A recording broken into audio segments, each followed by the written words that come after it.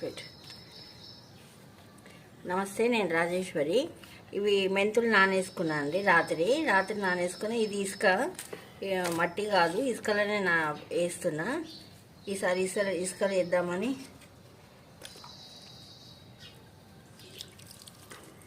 ముందు నీళ్ళు చల్లేసుకోవాలి. నీళ్ళు చల్లేసుకొని ఇవి వేసుకోవాలి.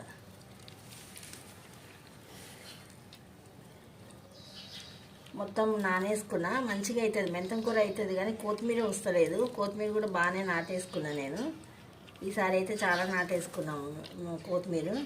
ఎందుకంటే పచ్చడికాయలు ఇంట్లో వస్తున్నాయి. కరివేపాకు ఉంది, కరివేపాకు చిన్న చెట్టుకి రోజు రెండు రెమ్మలు అయితే తెంపుకుంటున్నా. ఇంకా సరే ఇవి కూడా మెంతులు కొత్తిమీర కూడా చేసుకుందామని చెప్పి నేను నాటేసుకున్నా. అయితే సన్నగా ఇది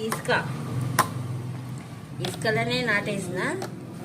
ఎక్కువ మూయద్దు, మట్టితోనే మొలకెత్తడానికి బయటికి టైం పడుతుంది. ఒక్కోసారి లోపలనే నీళ్ళు కూడా ఉండి కుళ్ళిపోయే అవకాశం ఉంటుంది. అందుకు ఎక్కువ వాటర్ చల్లద్దు. దినానికి 3 సార్లు చల్లాలి, కానీ నేను 2 టైమ్సే చల్లుతానండి. పొద్దున్న ఒకసారి, సాయంత్రం. మళ్ళీ మీకు మొలకలు వచ్చినాక నేను మళ్ళీ చూపిస్తాను. జస్ట్ చిన్న లేయర్ వేసిన ఇసుకనే ఒకసారి చిన్నగా.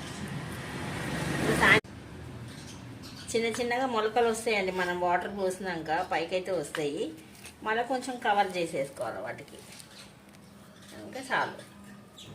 ఇప్పుడు మళ్ళీ చల్లితే మళ్ళీ వస్తాయి. అందుకే ఇంకా చాలద్దిగా చాలా.